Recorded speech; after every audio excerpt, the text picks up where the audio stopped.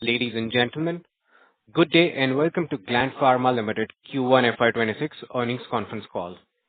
As a reminder, all participant lines will be in the listen-only mode, and there will be an opportunity for you to ask questions after the presentation concludes. Should you need assistance during the conference call, please signal an operator by pressing star then zero on your touchtone phone. Please note that this conference is being recorded. I now hand the conference over to Ms. Runjhun Jain. Thank you, and over to you, ma'am.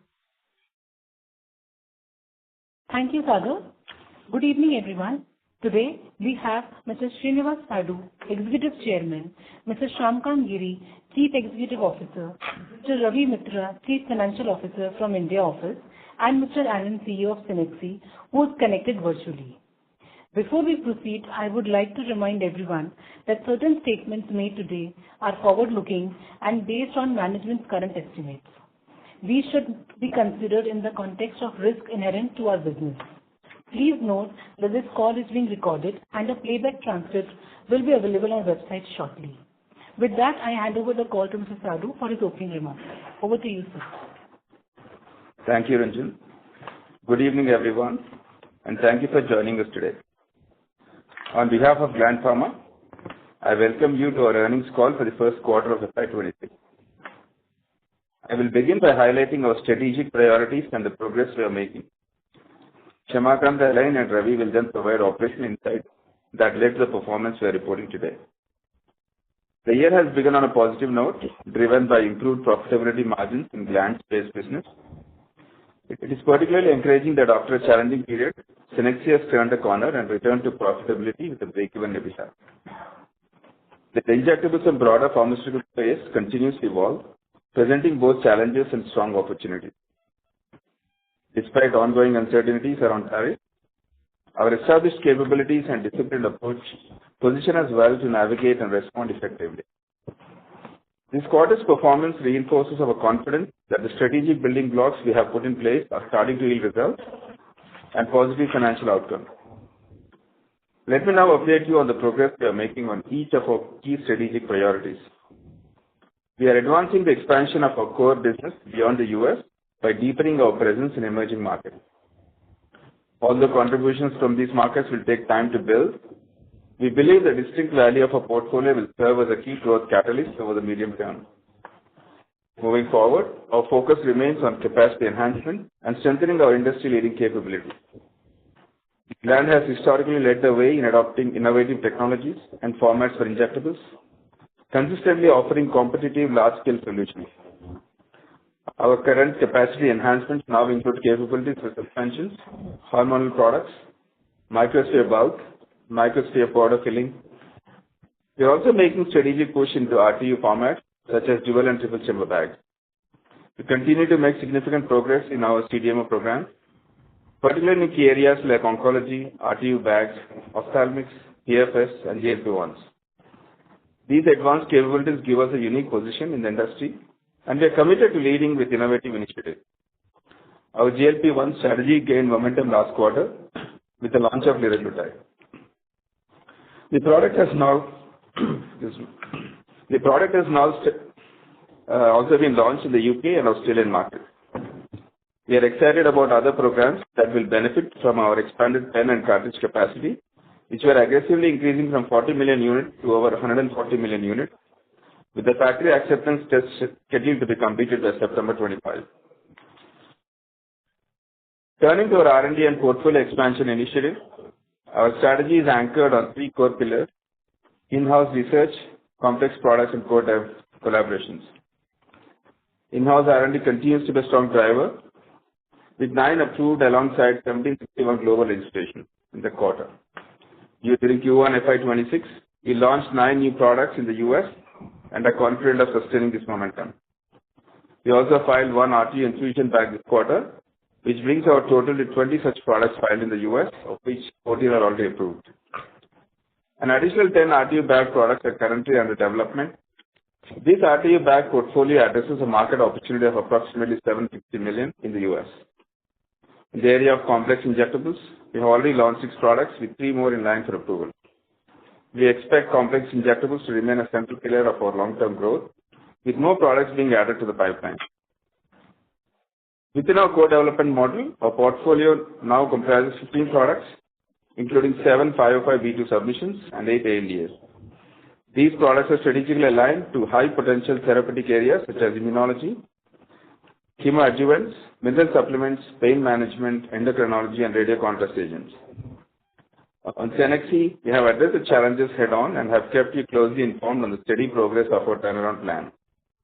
I am pleased to report that as of Q1 FY26, Cenexi has turned EBITDA break-even, and we are confident of continued improvement.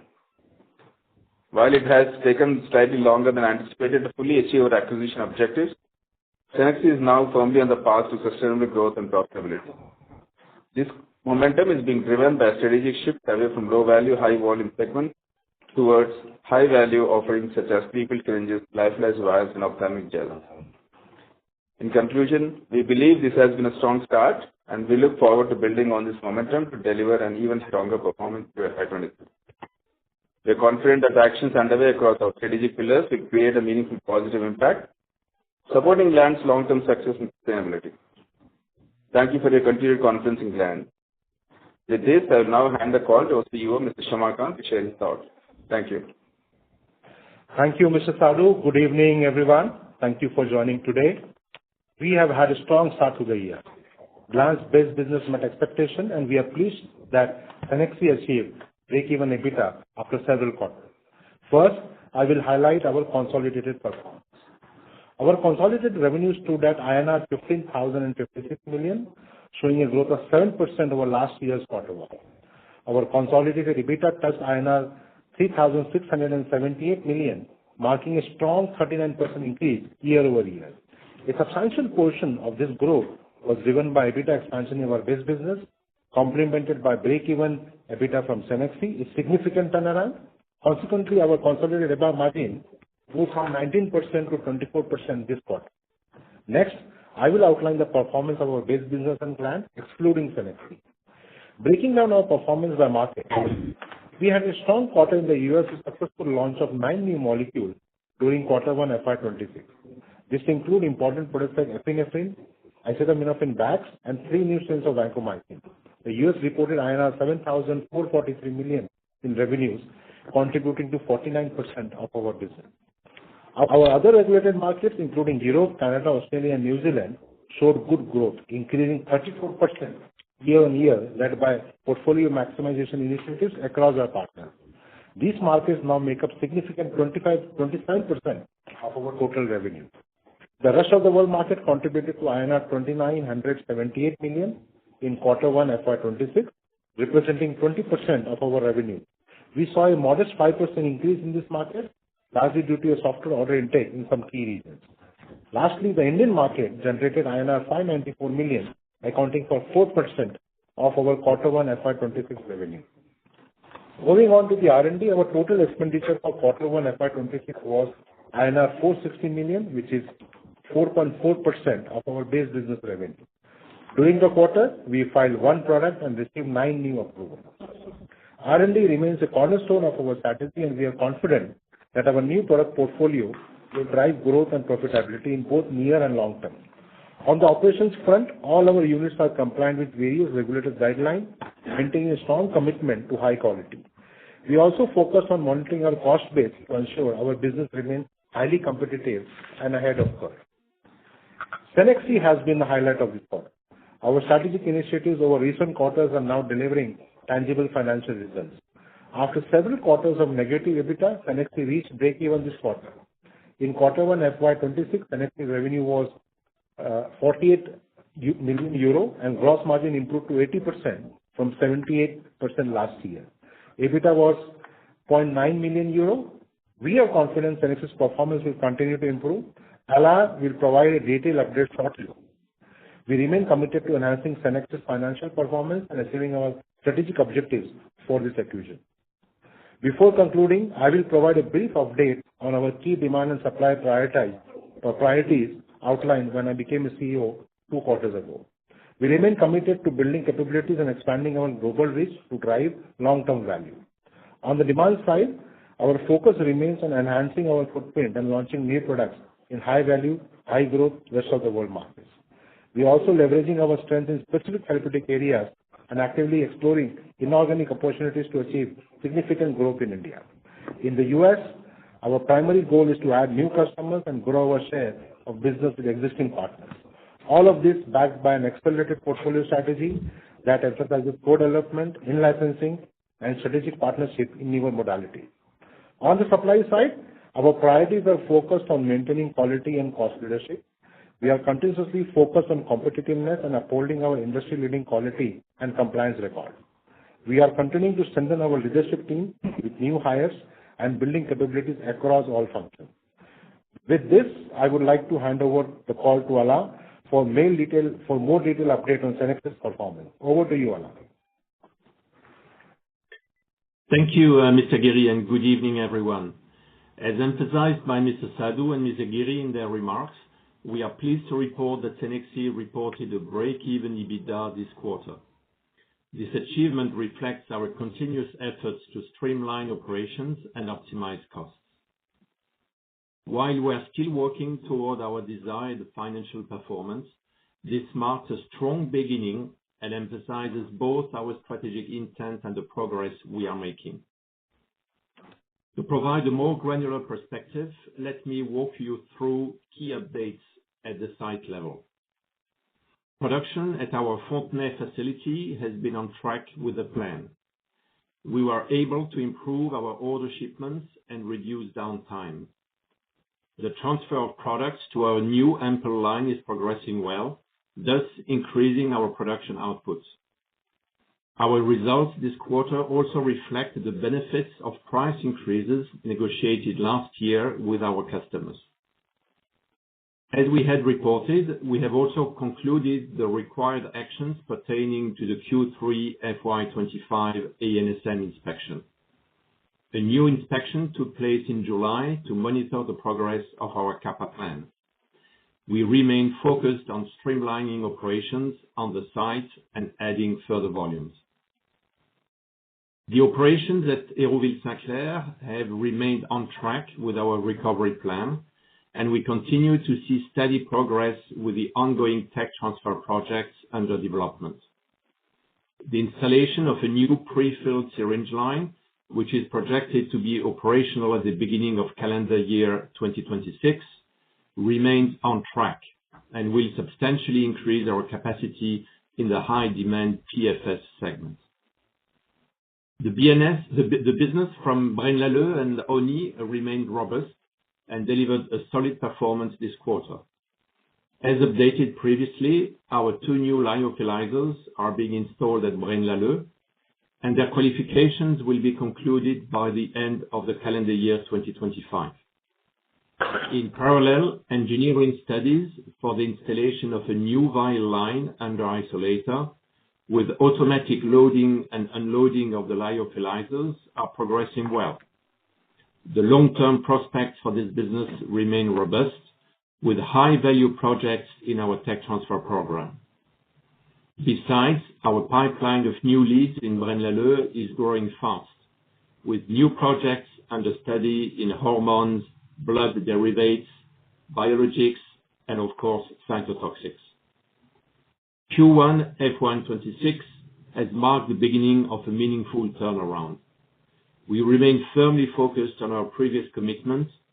It is to deliver a positive EBITDA in Q3 FY2026 after a to-be-expected low Q2 FY2026 due to our summer shutdown.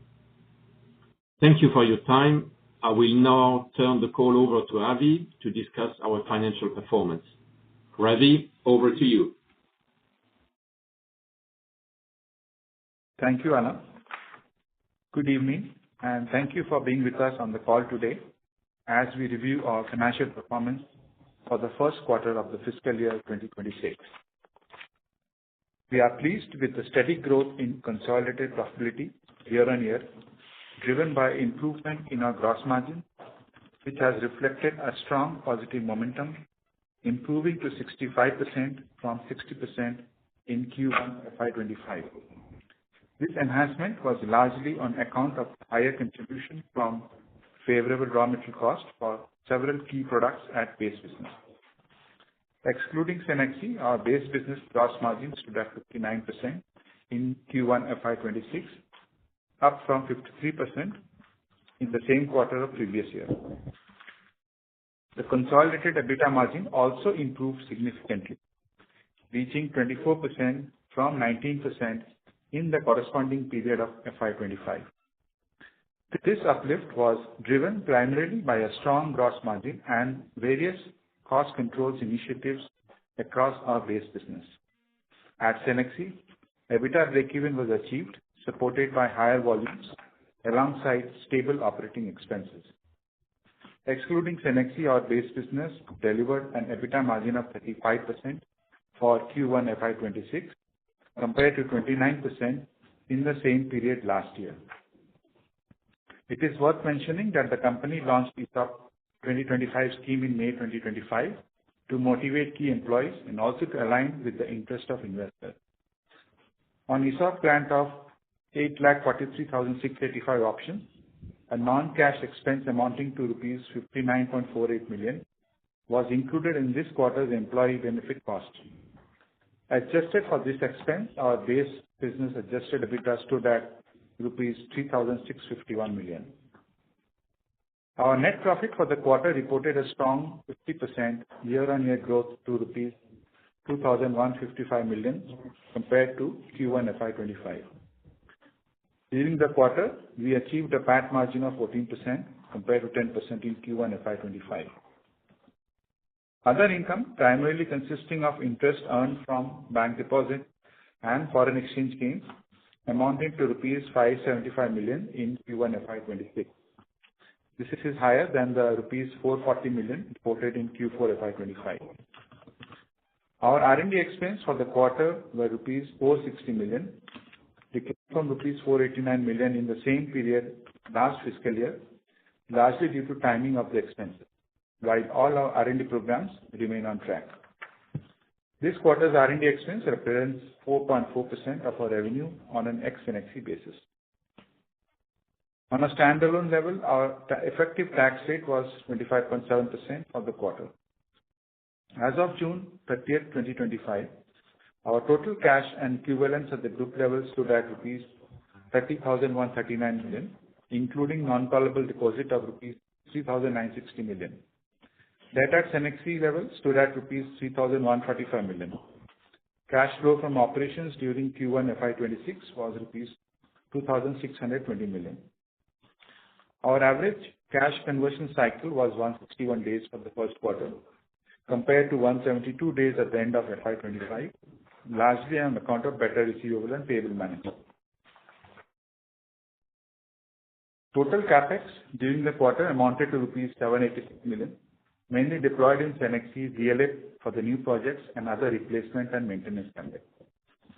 With that, I would now like to request the moderator to open the lines for questions. Thank you. Thank you very much. We will now begin the question and answer session. Anyone who wishes to ask a question may press star, then one on their touchtone phone. If you wish to remove yourself from the question queue, you may press star, then two. Participants are requested to use handsets while asking a question. Ladies and gentlemen, we will wait for a moment while the question queue assembles. Our first question comes from the line of Saion Mukherjee from Nomura Securities. Please go ahead. Yeah, hi, thanks, and good evening. Sir, can you provide the profit share and milestone number for this quarter, please?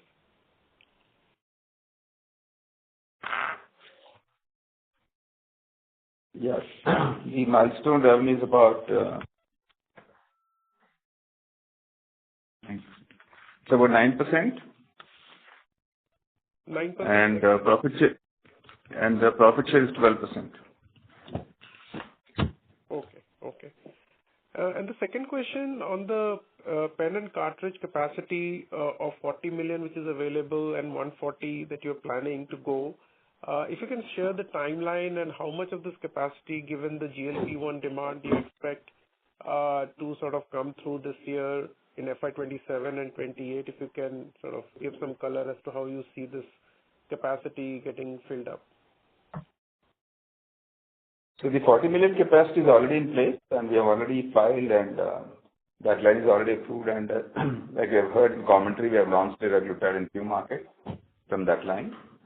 The 100 million capacity, the FAT is in September and installation in November. By March, I would say March, April, it will be ready for meaningful and commercialization. There will be a few contracts we're discussing with partners for that line. And anyway, Wegovy will come in 30. So most of the initial will be filings from that line. And then, so that should be good enough for our launches post 28.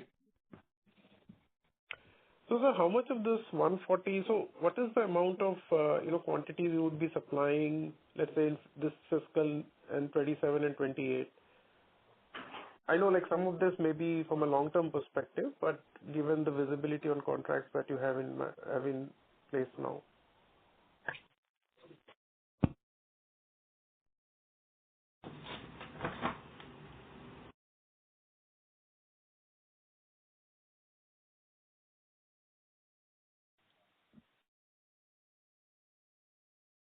Yeah, it might start with around 20 million the first year, and then we ramp it up in a few years, depending on which markets you get approval. So 20 million you're saying this fiscal 26 or 27? 27. Okay, understood. Thank you, and I'll join back. Thanks. Yeah. Thank you. Our next question comes from the line of Neha Manpuria from Bank of America. Please go ahead. Yeah, thanks for taking my question. My first question is on Cenexi. Could you take us through a little bit on, the break-even that we've achieved? Is this because of, certain plant where we see losses being lower, and why we think this will be sustainable? And based on this, what should be the year margin that you think Cenexi can now achieve, for next year? Is a low-teen margin possible, or would it still be in the high single-digit rate? Allah, you want to take this? Or? Okay. So Neha, Allah, please go ahead. Yeah. So in Q2, all sites have contributed to a strong performance. Of course, BLA and ONI that have had a long-term positive EBITDA continued on the trend, but we start to see a recovery both in Fontenay and in Hérouville, who had been the lower performing sites in the past 12 months. And that's driven mainly by an increase of volume, as well as much reduced downtime, and also the result of all the actions that we have initiated in order to be more productive and more efficient. Alan, if I may ask, out of the 3 facilities, which one of them, probably is the largest drag on profitability, and what's the scope to improve margins there?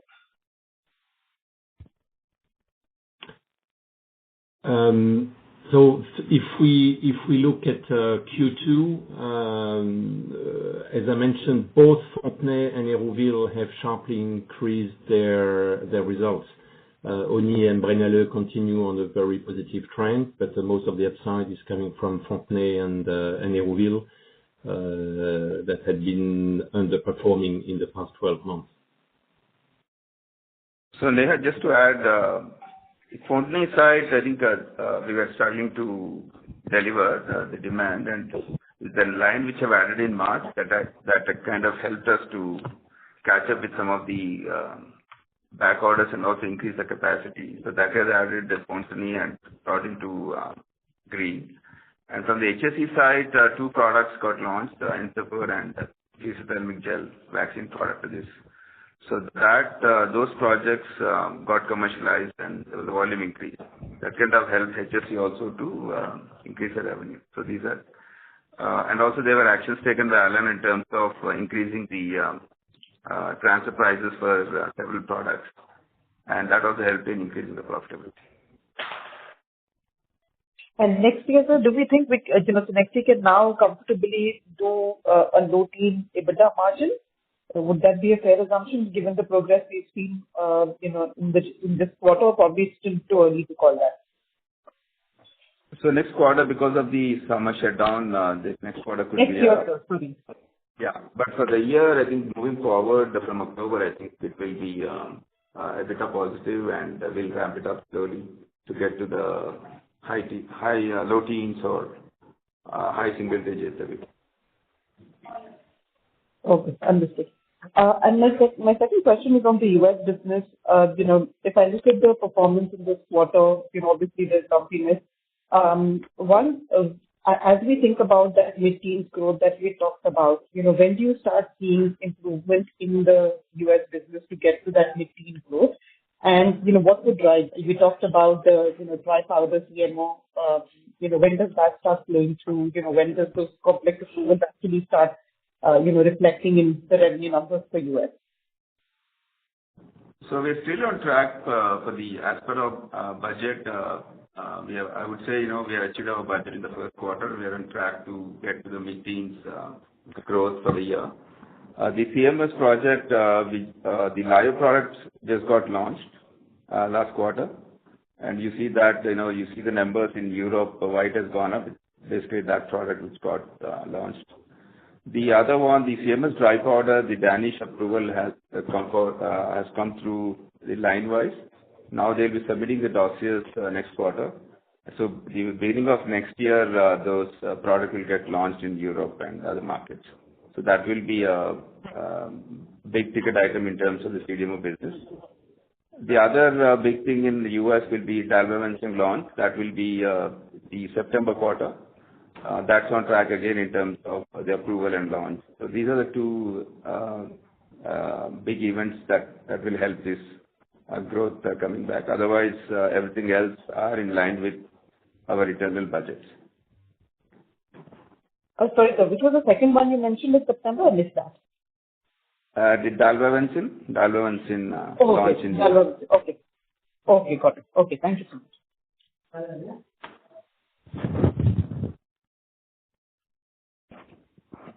Thank you. A reminder to all the participants, if you wish to register for a question, please press star then one on your touchtone phone. Our next question comes from the line of Tushar Manudhane from Motilal Oswal Financial Services. Please go ahead. Thanks for the opportunity. Am I audible? Yes, you are. Sorry. Yeah, Tushar, go ahead. So just on liraglutide, how much overall business across the geographies you would have made this quarter?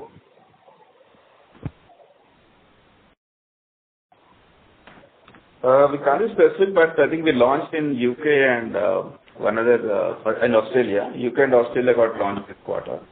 And previous quarter, again, I think the two markets, right? South Africa and Saudi Arabia, two markets. So till now it's 4 markets, this product got launched. And how many more, subsequently in the remaining quarters of 26? It's a global deal, so I can't say because it's a partner's product. So but it's a global agreement. And so will this have cannibalizing impact once, in the next year when the other peptides get as a business opportunity for Gland? No, it has its own market, right? I mean, Lira and Sema both have its own market. No, from the manufacturing capacity point of view. No, we have enough capacity. We have currently 40 million, and that should suffice for next few years. Because the major product, Wegovy, will only come early 30s, right? So that is as far as and US the other line market is will, concerned. But yeah, for correct. the semi-regulated markets, so we'll have the other line ready by the first quarter of next year. So that should take care of the demand. Till that time, we have enough capacity.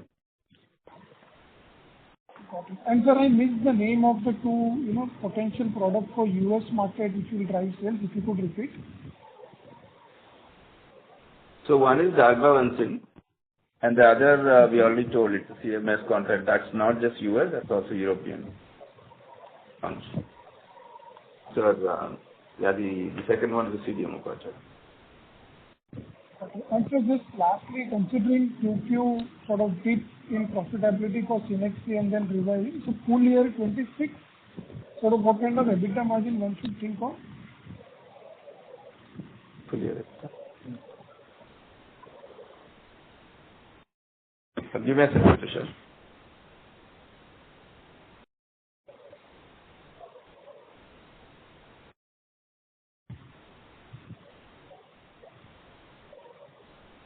Yes, similar like this quarter, Tushar, around 25% PAT, 24-25%.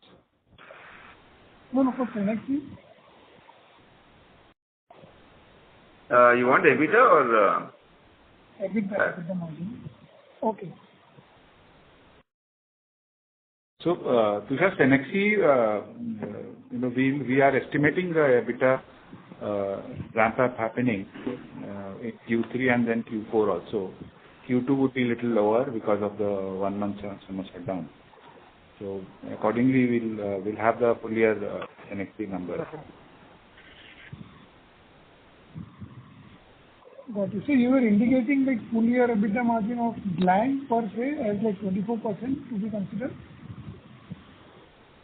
I think combined Gland and Cenexi could be around 25% I would. This is the current quarter's EBITDA consolidated. Got it. Thank you. Thank you. Our next question comes from the line of Bino Pathiparampil from Elara Capital. Please go ahead. Hi, good evening. Could you please elaborate a bit on the semaglutide manufacturing opportunity for you in the near term, specifically for next financial year? How big can that be based on your capacity, your contracts, and your outlook compared to the overall size of the company?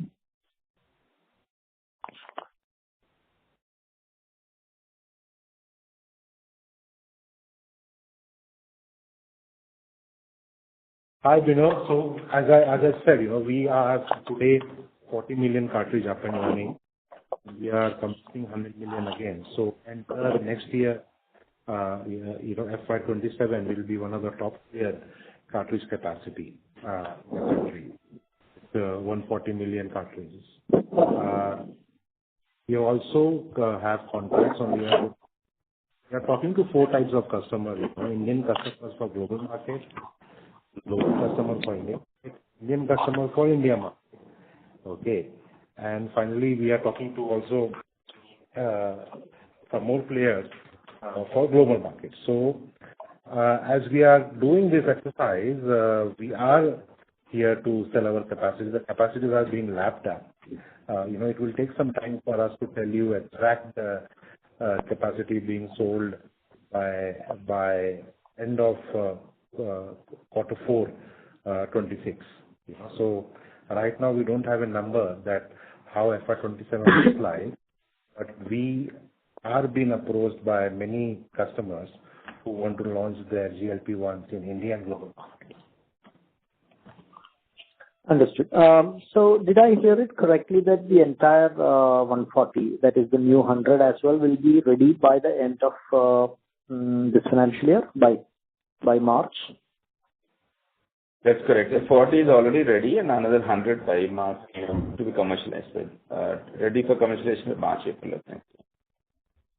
Understood. And I believe what you do is just the cartridge, getting the cartridge and the API, and then filling the cartridge with the API. That is the only activity that you do. Am I correct? It is a fill and finish CDMO line. So we are not developing our own sema. It is a fill and finish activity that we will do. Okay. And if I may ask, the kind of contract that you are getting, where does the API come from? Does the customer directly get the API and ask for a fill and finish, or do you go to source the API as well? No, these are all developed by partners and transferred to us. So API sourcing will be done by them and developed by them. So either it's internally developed by the partner or the outsourcing. So we have currently agreements for liraglutide and semaglutide with partner, and more are upcoming. but most of them are, but we don't source for them. Understood. And last one question. Given the so-called capacity shortage in the market for semaglutide, et cetera, is this fill and finish activity going to be of a significantly higher margin profile than the other fill and finish lines that you run? The contribution margin could be higher because of the volume you can produce in a batch for cartridges.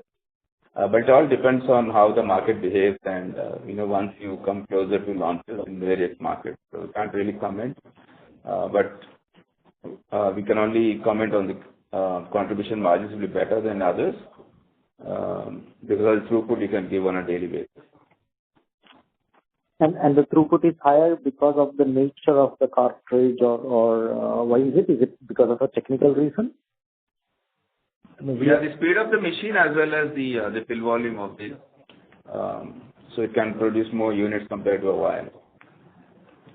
Understood. Got it. Thank you very much. Thank you. Our next question comes from the line of Nitin Agarwal from DAM Capital. Please go ahead. Thanks for taking my question. Just following up on these previous questions. So on these capacities that we have, these are capacities for multi-dose cartridges and pen assembly, or these are largely vial filling capacities? These are cartridges. These are not vial lines. This is a bulk cartridge line, and these lines are integrated with the pen assembly line. Oh, okay. And so from a regulatory perspective, the next 100 million vials cartridge capacity that you'll pick up, that you'll put up, what kind of regulatory approvals are you looking at? For which these 40 million, what regulators will approve this capacity? And for you to get, incrementally approvals for the next 100 million, what kind of time frame does that take after the commissioning?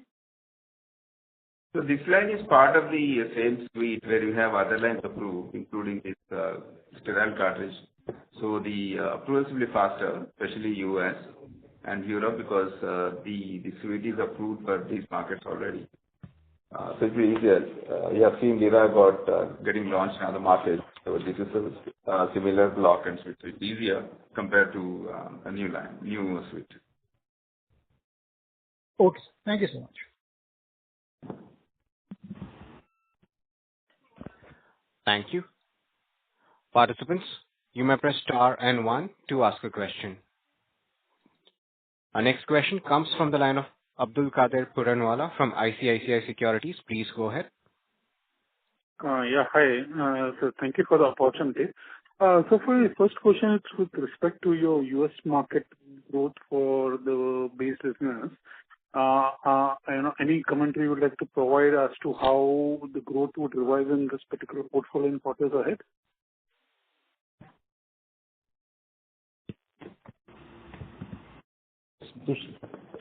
Hi, Abdul Qadir. Can you again repeat your question, please?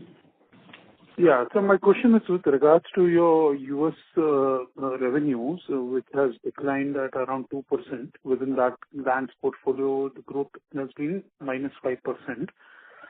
So wanted to understand, how would this shape up in the near term? And when we see this, business, when we talk about the mid-teen kind of a growth rate, how would this business growth would pan out? Yeah. So I think it's more to do with the timing, especially enoxaparin. The enoxaparin supplies in this quarter was around 70 crores, which is normally around 130, 140 crores. It's more about the timing because some of the SKUs, the large dosage SKUs are not supplied every quarter. So that if you actually exclude the enoxa supplies, the volume would be revenue growth for US is almost like 11% market growth. So other than that, it's more to do with the timing issue because annual basis our enoxa is still intact in terms of volume and revenue. So that's the main reason why we show that growth. Otherwise, it's in line. Understood, sir. And so just one more, if I may. So any update on the biologics/biosimilar, tie-up you had with Dr. Reddy's and one other customer. When should we look for commercial revenues coming from that venture? That started from July 1st. It's now the collaboration started. The team is in place now from their side. So you'll see some revenue coming from this quarter onward from the Dr. Reddy's collaboration. On the other projects, still we are working on RFPs and commercial discussions are happening on the handiest two projects that we're discussing with them. But that will take some time because that's more tech transfer activities that will happen next year or so. But from the DRL project, we'll see some contribution coming from this quarter. Okay. And so if you have to track this in quarters ahead, so the collaboration would be for which market? So this is more to do with pilot scale batches at the lab. So it's not specific to product now, market now. It's more pilot scale batches going for clinicals and all that. Got it, sir. Thank you. Thank you. Our next question comes from the line of Diresh Pathak from White Oak. Please go ahead. Yeah, thank you for the opportunity. So you have 140 million cartridge fill finish capacity available for FY27, and you mentioned that you're working with various category of clients.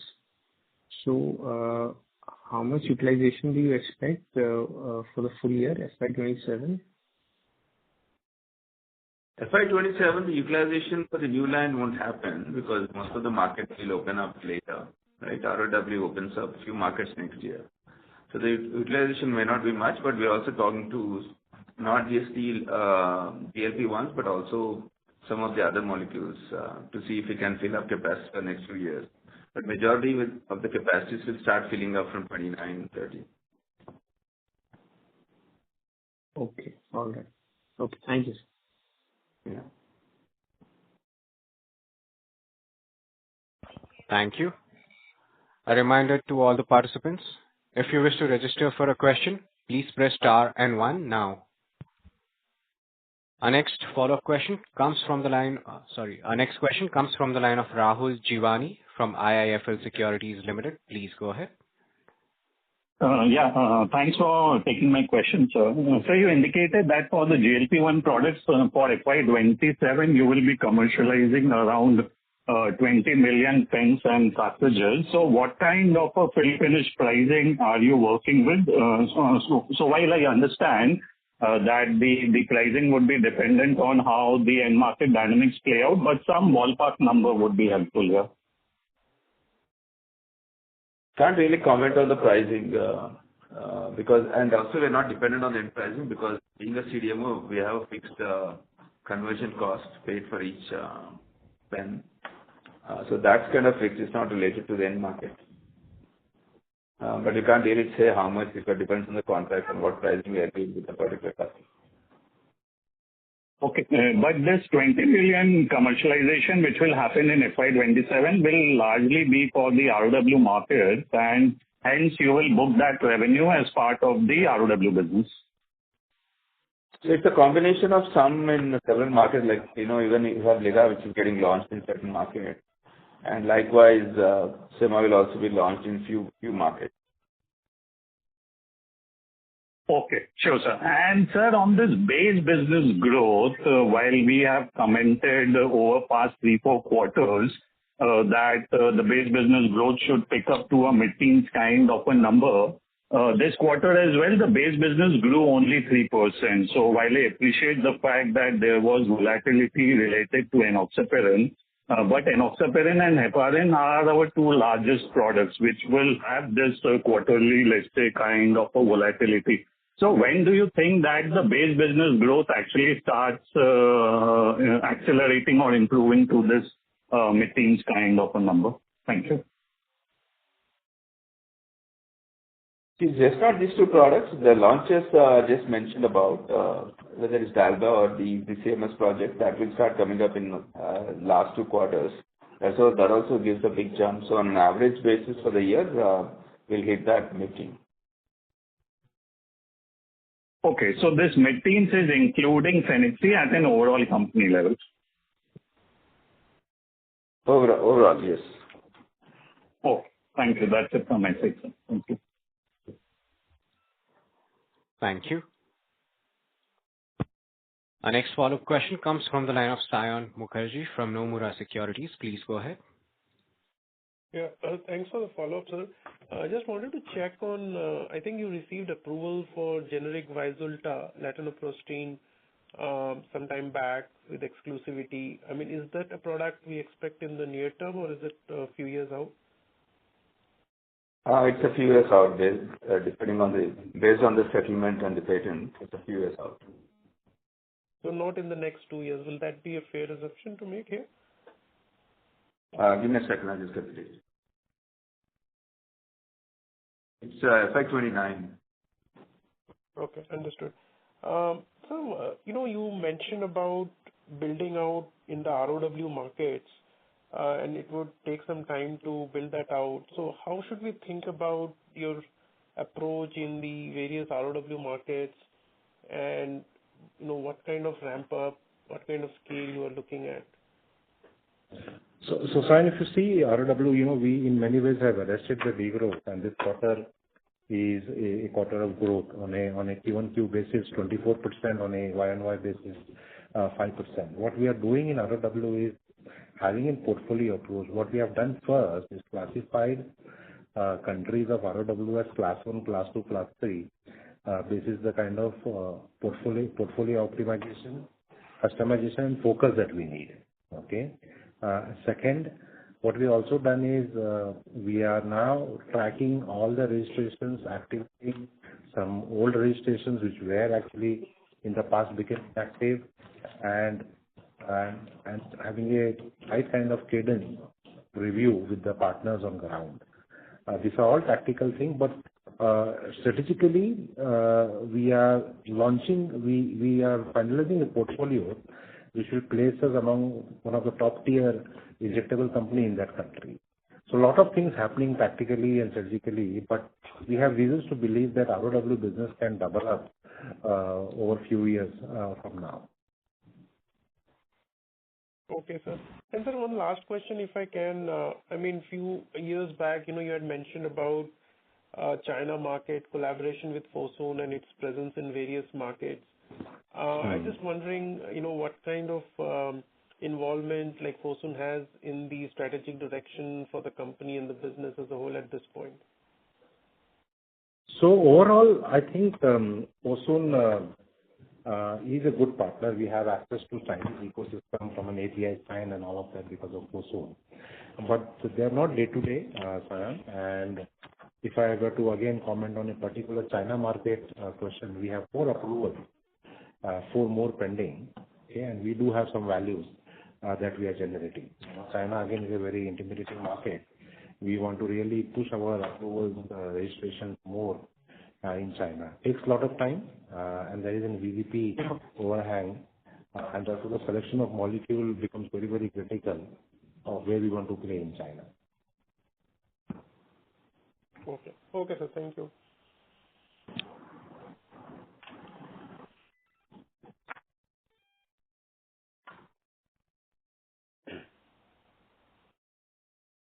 Thank you. A reminder to all the participants, you may press star and 1 to ask a question. Our next question comes from the line of Harsh Bhatia from Bandhan Mutual Funds. Please go ahead. Thank you. Am I audible? Yes, sir, you're audible. Go ahead.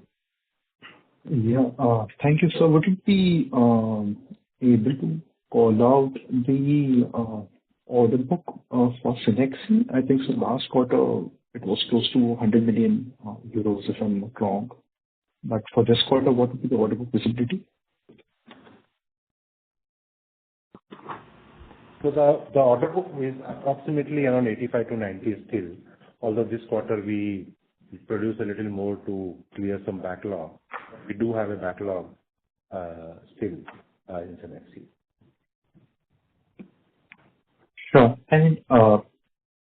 considering the 48 million euro run rate, assuming hypothetically this is the run rate to work with, on an annualized basis, on the expanded capacity base, what would be the broad capacity utilization for the Cenexi business, as such across all the lines? So let me slice and dice for you this one. So we do have capacity available in HSC, BLA.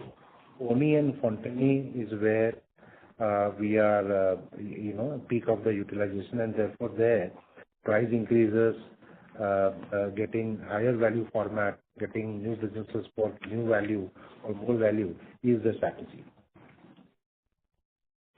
So, just to add, Harsh, is that in Cenexi, the Fontenay line G has recently been started commercially operating.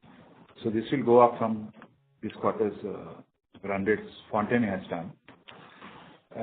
Harovali side, like Mr. Sadhu explained a little while ago, is that it was just few products launched, and there are ample runway for further capacity utilization. So there is further plans in the tech transfer project happening, so it will go up further at Harovali side. BL, as you know, that there are a few new layers recently set up, few more are coming, but there's one new vial line being expanded. So all this will in the next year more or less be operational, and then maybe we have revenue scale up significantly from this level. Would it be fair to say, I understand that Fontenay would be more of a product mix rather than a pure capacity lever, but that's more to do with Harovali and BLA. But would it be fair to say at current capacity you can very easily go to, let's say, a quarterly run rate of 100 million euros just based on the current capacity or the expanded capacity base? No, so expanded capacity definitely would be before the BLS new line growth package. It should be around between 50 to 55 million.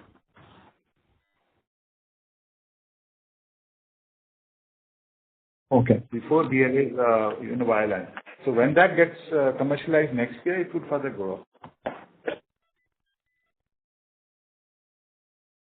Okay. And just one clarification, I think you had already spoken about this a few quarters back, but just to refresh our memory, just a very basic question on the GLP cartridge capacity, full finishing cartridge capacity. The 40 million going to 140 million units at the cartridge level, and you're saying that that's integrated to the pen assembly lines as well. So at, let's say, 140 million cartridge capacity for the full finish part, how many pens can we produce? Or the other way to ask this would also be that how many multi-dose pens slash auto-injectors, single-use auto-injectors would we be able to provide? Assuming that there could be some part that is fungible. Is that a fair understanding, or is there something that we are missing? So the pen line that we are incubating has around 160 to 200 pens per minute. That's the kind of speed. It is a high-speed pen. And if I understand your question correctly, you're asking how many pens we can produce. Is it?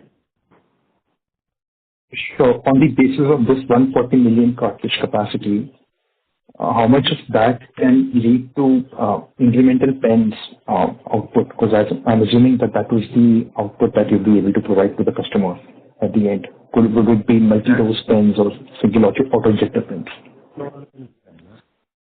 Whether it's multi-dose or single dose, it's the same. Capacity-wise is the same, 140 million. Because cartridges are similar. Only the assembly machines are, the pens devices are different. Okay, so then it wouldn't matter. Broadly, your 140 million cartridge capacity would be fungible across whether it is a multi-dose or a single use thing. Correct. Okay. Thank you. Thank you. Our next question comes from the line of Ankush Mahajan from Santam Wealth. Please go ahead. So this current capacity of 40 million, what is the current capacity utilization in the last quarter? And so my other one is that this US run rate revenues in the range of 700 crores. So how do you see US business considering this tariff structure and either destocking by the distributors, or how do you see, sir, in the near future? So on the cartridge, currently it's a very limited capacity utilization because there is only one from the commercialization perspective. But we are also taking batches for exhibit batches and development batches for the other CDMO contracts we have. So till the Ozempic or Wegovy is launched and commercially, the capacity utilization will be lower. So currently most of the capacity is used for the development batches, not for the commercial. And what's the second question? On the US side, there are three factors, which will impact the US business going forward. One, of course, was enoxaparin timing that we have discussed, launches of CMS and Alpha-Vaccine. Okay, so with all those factors and whatever we are doing. We still will be guided to growth in the US. So we still stick to the guidance of growth in the US market. And so what is your question on the tariff? Can you repeat the question, sorry? So my question was that there is a tariff is announced on by the Trump government. So how do we see the US business in upcoming quarters now? Either distributors or there is destocking is happening in the US market or not? Yeah, so as of now, there's no tariff on pharma. But we have to see how much and how does it happen. But as per the discussions we will pass on to the partners, and they have to pass on to the front-end purchasing groups. So that's how the discussion is. But everybody is now getting a finger across when and how much they will charge, because the market says for generics they may be exempted, but mostly on the branded side, it may impose large tariffs. Thank you, sir. That's from my side. Yeah. Thank you. Our next question comes from the line of Dawal Kut from Jefferies. Please go ahead. Hi, thank you, sir, for taking my question. For the European market, wanted to know which was the bigger growth driver between the new product launches, especially the liraglutide and new tech transfer project. And secondly, when we launch a product, is there any channel benefit that we get whose revenue may not be available in next 1-2 quarters, but as we gain the market share, it again scales up to that level? So the CMS project is on-market product. It's only a transfer from European side to Gland side. So there's no question about gaining market share. It's already there. And the Lyo product is already launched. It's already approved. Dry powder, we just filed. They're filing dossiers with the data. So that approval will come the first quarter next year. That's when that business will start. But there's already a market which is already there. Basically, it's a transfer of manufacturing side from Europe to India. Okay. So the YOY growth that we see within the European market, what will you attribute it to?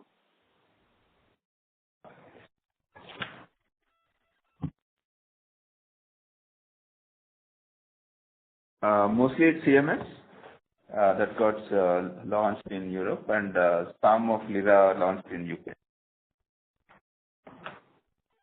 Okay.